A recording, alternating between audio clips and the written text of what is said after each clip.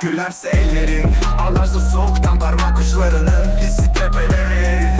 Cennet kapılarından geri çevirirse rüzgara bayrak tutmuş saçların.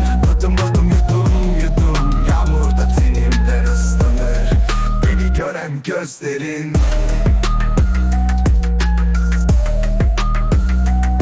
Kırılır penceremde yağmur taneleri, yansır gözlerinde sana tutkun gözlerim.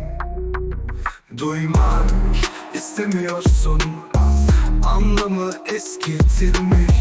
Rüzgarda sürgün, deniz dalgası kahkahalarımı.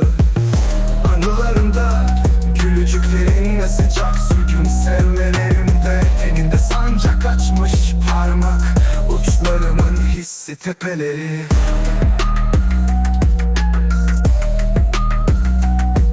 İntihar ederek gözyaşı döker bulutlar, canımı terinle ıslatarak. Ne öğrendi terin tenimle katliama uğrayan çırılçıplak, köksüz, hüzünlü bir saltanat mı?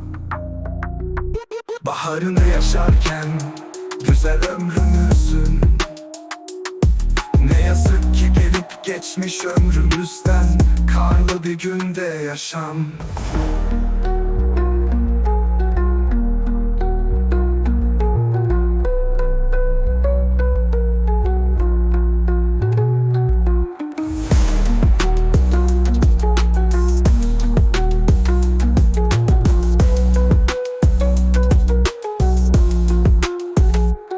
Ne ağır pencerende yağmur taneleri, yansır gözlerinde sana tutkun gözlerin. Duymak istemiyorsun, anlamı eskitilmiş. Rüzgarda sürgün, deniz dalgası kahkahalarımı. Anılarımda gülücüklerinle sıcak sürgün sevmelerinde. Teninde sancak açmış parmak uçlarımın hissi tepeleri. İntihar ederek gözyaşı döker bulutlar, canımı terinle ıslatarak. Ne öğrendik teninde katliama uğrayan çırılçıplak, köksüz, hüzünlü bir saltanat mı?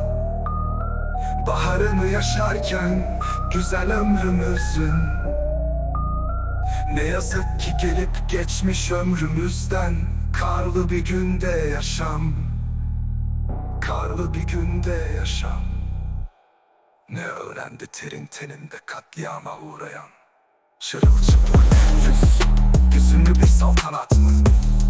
Baharını yaşarken güzel ömrümüzün, ne yazık ki gelip geçmiş ömrümüzden karlı bir günde yaşam.